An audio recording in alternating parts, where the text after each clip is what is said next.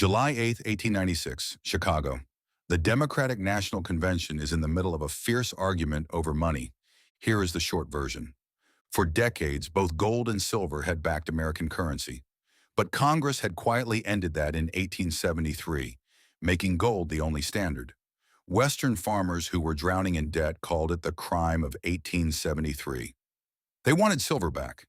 Eastern bankers and big business wanted gold. The country was split down the middle. The Democrats needed a candidate who could sell the silver position to the American people.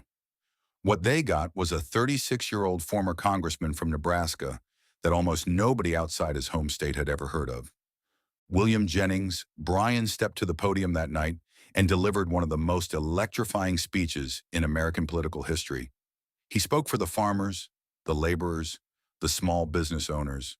He compared their struggle to a battle as old as the Bible, and then he reached the final line. He stretched his arms out wide like a cross, paused for silence, and said, "I come to speak to you in defense of a cause as holy as the cause of liberty, the cause of humanity." Mr. Carlyle said in 1878 that this was a struggle between the idle holders of idle capital and the struggling masses who produce the wealth and pay the taxes of the country. They tell us that the great cities are in favor of the gold standard. We reply that the great cities rest upon our broad and fertile prairies. Burn down your cities and leave our farms, and your cities will spring up again as if by magic. But destroy our farms, and the grass will grow in the streets of every city of the country. We care not upon what line the battle is fought. If they say bimetallism is good, but that we cannot have it until other nations help us, we reply that instead of having a gold standard, because England has, we will restore bimetallism, and then let England have bimetallism because the United States has. If they dare to come out in the open field and defend the gold standard as a good thing, we will fight them to the uttermost.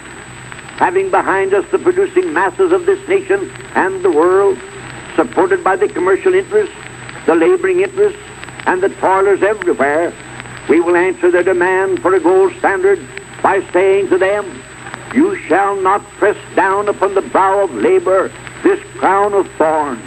You shall not crucify mankind upon a cross of gold." The convention erupted. The delegates nominated him for president on the fifth ballot. One speech, one night, one unknown congressman from Nebraska who walked into that hall and walked out as the Democratic nominee for president of the United States.